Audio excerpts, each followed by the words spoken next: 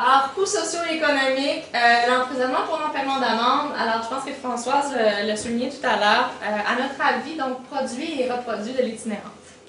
Alors, c'est assez clair que avoir des dettes judiciaires aussi élevées va faire en sorte que on nuit à la réinsertion sociale, et d'autant plus que le parcours judiciaire prend 5 ans à Québec, 4 ans à Montréal à se terminer. Énormément de choses vont avoir changé dans la vie des gens. Alors, des gens qui sont en processus de réinsertion, qui ont, par exemple, un logement, qui ont, par exemple, un emploi, voient souvent ces efforts un peu contrecarrés le jour où le mandat d'emprisonnement tombe devant eux et ils doivent tout mettre ça de côté pour aller purger leur peine. Et des fois, c'est plusieurs mois là, que ça peut représenter l'incarcération. Les coûts pour le système. Alors, François disait 170, moi j'avais 160, mais mes chiffres datent d'un peu plus longtemps, fait que peut-être que ça a augmenté certainement. Au niveau du système, ça c'est le chiffre pour l'incarcération, mais aussi tous les coûts judiciaires, évidemment, les percepteurs, les juges, les greffiers, tout le monde qui est impliqué là-dedans. Là, c'est l'engorgement épouvantable. Puis juste pour vous dire, l'argent qu'a économisé Québec, ou même l'argent qu'a recouvré Québec en abolissant l'emprisonnement pour non-paiement d'amende en 2004, c'est 83 millions d'amendes qu'ils ont récupérées en 5 ans. 22 millions qui ont été payés par des travaux compensatoires. Ce qui est plus triste ou dérangeant, c'est de voir que les travaux compensatoires avaient été effectués par 89% de gens qui vivaient sous le seuil de la pauvreté. Alors, c'est pas tout, hein, abolir l'emprisonnement pour non-paiement d'amende quand tu es obligé de faire des travaux, alors que pour d'autres, il suffit, entre guillemets, de payer l'amende. Et ensuite, au niveau des prisons, on occupait 151 places par jour dans les prisons avant la réforme. Maintenant, 7 places par jour sont occupées par des gens qui sont sous emprisonnement pour non-paiement d'amende. Donc, tout le monde est gagne, en fait, à abolir l'emprisonnement pour non-paiement d'amende. Les enjeux juridiques, maintenant, qui entourent ce mécanisme. Alors, d'abord, je parle le recours au stratagème. Alors, ce que ça veut dire, souvent, l'emprisonnement pour non-paiement d'amende, c'est que ça force les tribunaux à être créatifs, je pourrais dire ainsi, ou à utiliser des stratagèmes. Alors, ça, c'est les mots du juge Paciocco dans l'affaire Michaels, là, qui traite de la suramende compensatoire, sur lequel je vais peut-être revenir tout à l'heure. Mais donc, des stratagèmes qui font en sorte qu'on étire un peu la loi ou qu'on crée des affaires qui n'ont pas nécessairement lieu d'être parce qu'on veut éviter l'impact de l'emprisonnement pour non-paiement d'amende. Alors, dans l'affaire Wu, M. Wu, qui était très pauvre, mais qui avait fait la contrebande de cigarettes et qui avait une amende de 9 600 $, était incapable de le payer. Le juge avait dit, bon, tu vas être incapable de le payer toute ta vie. Donc, je vais t'imposer tout de suite une peine d'emprisonnement pour non-paiement d'amende, mais je vais la transformer en sursis. Alors, comme ça, tu vas pouvoir la purger dans la communauté. Et là, la Cour suprême a cassé ça en disant non, la peine appropriée, c'est l'amende. Il faut qu'on lui donne un délai de paiement. On ne peut pas l'emprisonner, que ce soit dans la communauté ou dans une institution, parce qu'il n'est pas capable de payer. Mais c'est pour vous dire que ce juge-là a essayé un petit peu de trouver une solution à ce problème. Dans l'affaire Cloud, il n'est pas question d'emprisonnement pour non-paiement d'amende, il est question de la suramende compensatoire qui est maintenant obligatoire et qui représente des frais exorbitants également. Il y a le juge Healy, anciennement professeur à McGill, maintenant juge à la Cour du Québec, qui a également inventé un stratagème, je pourrais dire, pour essayer d'éviter l'imposition de la suramende compensatoire dans le cas de M. Cloud, qui était un autochtone itinérant, problème d'alcool, toutes les problématiques sociales jointes. Donc, qui a imposé une peine d'emprisonnement, une probation et une peine d'amende très très faible pour pouvoir établir un pourcentage de la suramende compensatoire à partir du montant de l'amende très très bas pour éviter les montants obligatoires de 100 à 200 $ par chef d'accusation. Alors pourquoi je dis que c'est un stratagème? C'est parce que en fait, puis on va voir ce que la Cour d'appel va dire, mais en fait c'est qu'on n'est pas supposé d'imposer une peine d'emprisonnement, une probation et une amende. Alors on n'est pas supposé de cumuler autant de peines. Alors, on va voir ce qui arrivera. Donc, ça crée toutes sortes de tensions, je pourrais dire, au sein du système judiciaire. Deuxièmement, l'utilisation de la discrétion.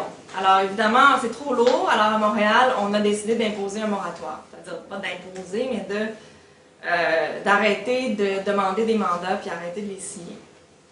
Puis, ça cause des problèmes également au niveau des principes de détermination de la peine et des objectifs pénologiques visés.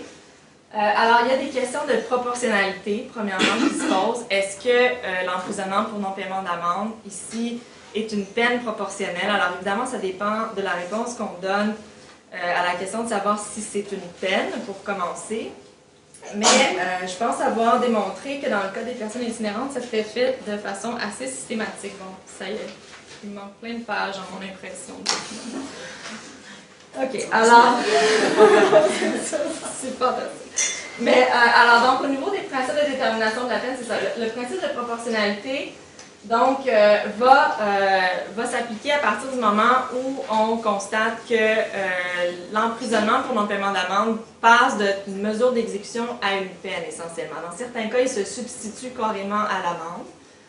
Dans d'autres cas, si on pense au régime de la sécurité routière et du stationnement, il se maintient, alors c'est-à-dire qu'il s'ajoute à la peine qui est imposée, qui était l'amende. Donc, ça peut poser des problèmes de proportionnalité. Est-ce qu'on a vraiment une peine ici qui est proportionnelle à la gravité de l'infraction, puis au degré de responsabilité du délinquant? Alors ici, clairement, il y a des questions à se poser. Mais également au niveau de la totalité de la peine, donc ce principe selon lequel il faut regarder l'effet de la peine dans sa totalité, pose également des problèmes. Puis on peut penser aussi aux objectifs qui sont visés. Alors, quels sont les objectifs pénologiques ici? Est-ce qu'on veut dissuader une personne d'avoir recours à des stratégies de survie, à satisfaire ses besoins essentiels dans la rue, à poser des gestes banals comme la consommation d'alcool en public? Est-ce qu'on y arrive avec l'emprisonnement pour non-paiement d'amende? Alors, je pense qu'il y a des questions qui se posent à ce niveau-là. Enjeux constitutionnels, puisqu'après tout, c'est un groupe de droits et libertés ici. Il y en a plusieurs, et je vais y aller rapidement. Je vois qu'il y a déjà 1h15, mais je peux peut-être prendre des questions, juste pour... si jusqu'à maintenant... C'est midi et tard. Oui, non. Pas à la bonne heure. Mais quand même. Ça va, puis on va jouer un peu sur la fin. OK. Il ne me reste pas 30 à faire. Alors, les enjeux constitutionnels, d'autant plus que j'ai perdu mes notes, là. Alors, au niveau des enjeux constitutionnels, l'article 7 de la Charte protège le droit à la vie, la liberté, la sécurité de la personne. Il y a plusieurs principes, si ce n'est pas fait en conformité avec les principes de justice fondamentale, comme vous l'avez tous appris dans vos cours de droit, il y a plusieurs principes de justice fondamentale ici qui pourraient être en jeu. Et là, j'en énumère donc 3. Donc, d'abord, le principe de la culpabilité morale, le premier, ou un des premiers qui a été reconnu, ou le premier, dans le renvoi sur le Motor Vehicle Act, c'est-à-dire que dans le cas où il y a des infractions de responsabilité absolue, et certaines de ces infractions municipales pourraient être considérées comme des infractions de responsabilité absolue, lorsque c'est combiné à une possibilité d'emprisonnement pour non-paiement d'amende, et dans le cas des personnes itinérantes, on parle presque plus que d'une possibilité, mais d'une forte probabilité d'emprisonnement, ça pose des problèmes pour l'article 7, ça viole en fait l'article 7, et c'est pas justifié par l'article 1er. Le principe de proportionnalité dont je vous ai expliqué les mécanismes à l'instant, qui est un principe de common law, maintenant a été constitutionnalisé depuis l'affaire Ipili, à la sauvette, là, un petit peu même à la cachette, par la Cour suprême en une phrase dans cet arrêt, mais moi je l'ai bien noté et d'autres aussi. Le principe de proportionnalité des peines, qui est un principe de justice fondamentale, on ne peut pas porter atteinte à la liberté d'un individu, c'est-à-dire l'emprisonner, par exemple, sans respecter ce principe fondamental de la proportionnalité. Donc ici, ça pourrait très bien s'inclure dans l'article 7. Également, les principes qui ont été reconnus avant l'affaire Bedford, qui est l'affaire en matière de prostitution, qui a invalidé les dispositions du Code sur la prostitution, mais qui ont été donc, énoncés avant, mais mieux définis dans cette affaire-là. Est-ce que, donc, il y a un caractère arbitraire? Est-ce qu'il y a une portée excessive à cette disposition-là? Est-ce qu'il y a une disproportion par rapport aux objectifs qu'on veut atteindre? Quel est l'objectif ici du gouvernement avec l'emprisonnement pour non-paiement d'amende dans le Code de procédure pénale? C'est forcer le paiement des amendes. Mais est-ce qu'on ne va pas trop loin, etc.? Certains prétendent qu'il y aurait aussi des arguments au niveau de la détention arbitraire. En fait, de fait, le très peu de jugements que j'ai trouvés sur la question démontrent que lorsqu'on a voulu contester l'emprisonnement, on l'a fait via un habeas corpus, c'est-à-dire on a demandé que la personne soit libérée. D'autres enjeux constitutionnels, d'abord au niveau de l'article 11.2 de la Charte de la présomption d'innocence. Alors ça, c'est un jugement qui date un petit peu de la Cour suprême, mais qui fait allusion justement à l'emprisonnement pour non-paiement d'amende. Dans cette affaire-là, on a validé le processus provincial, je pense que c'était de Colombie-Britannique, en disant c'est correct pour les provinces de mettre sur pied des régimes dans lesquels on va juger quelqu'un par défaut en son absence. C'est valide tant et aussi longtemps qu'il n'y a pas une possibilité d'emprisonnement. Et là, le juge Laforêt, dans cette affaire-là, dit s'il y avait une possibilité d'emprisonnement pour non-paiement d'amende, probablement que ma décision serait différente. Alors ici, on peut se poser des questions sur le Code de procédure pénale qui prévoit justement ce type de mécanisme, d'autant plus que c'est appliqué de façon systématique dans le cas des personnes itinérantes. Est-ce qu'on respecte donc la présomption d'innocence? L'article 12, qui a une nouvelle vie ces derniers temps, dont on avait désespéré pendant longtemps. Alors, après avoir eu des années de jugement qui fermaient toutes les portes à la Cour suprême, on a un petit regain d'enthousiasme des juges par rapport à l'article 12, notamment dans la foulée de l'adoption de multiples peines minimales d'emprisonnement obligatoire au fédéral, au code criminel. Donc, ce critère de la peine exagérément disproportionnée ou excessive au point d'être incompatible avec la dignité humaine qui semblait un seuil impossible à atteindre, maintenant, on a des précédents.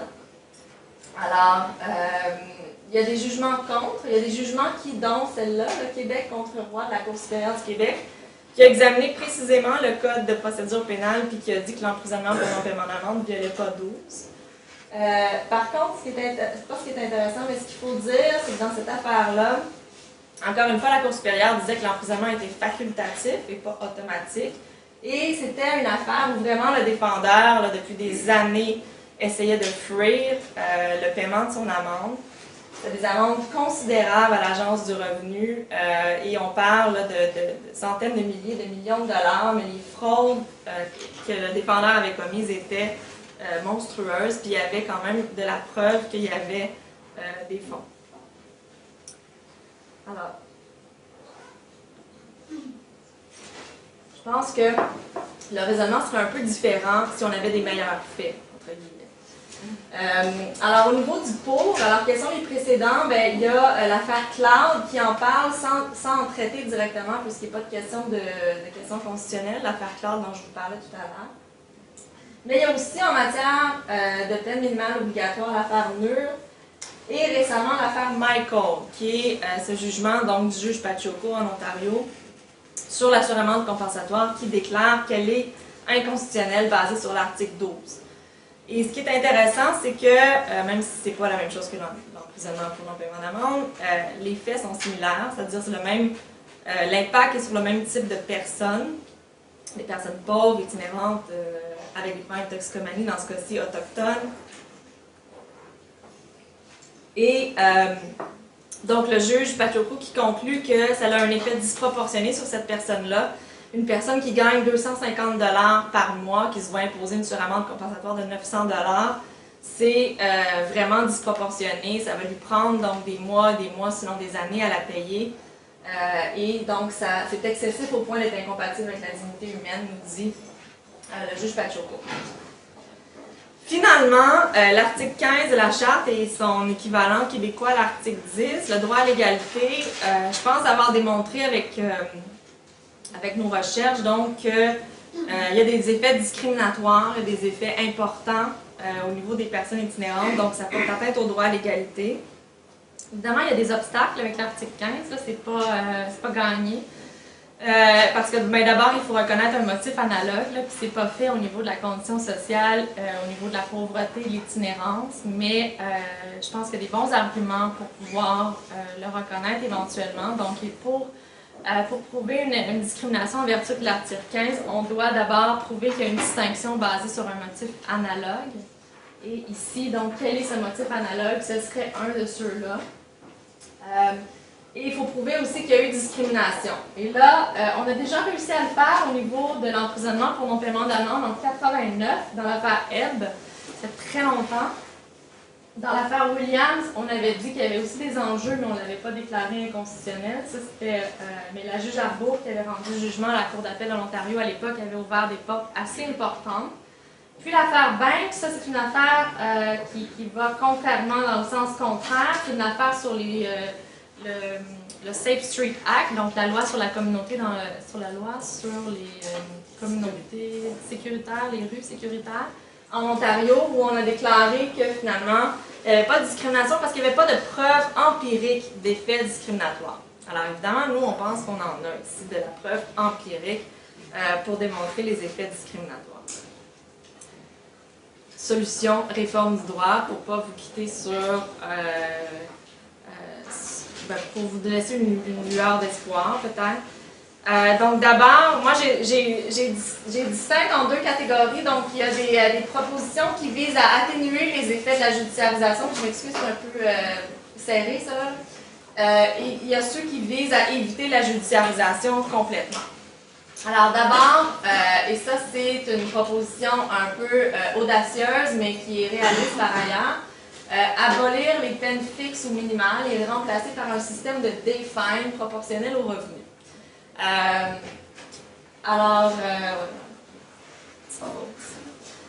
Donc ça, le programme du Day Fine, c'est un programme qui existe dans les pays scandinaves où essentiellement l'amende est fixée en fonction de votre revenu, pas hebdomadaire, mais journalier.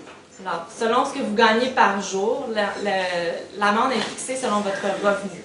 Parce que prendre en considération la capacité de payer des gens, ça ne veut pas dire leur imposer des peines qui sont proportionnelles à leurs revenus. Alors, c'est fait ailleurs dans le monde.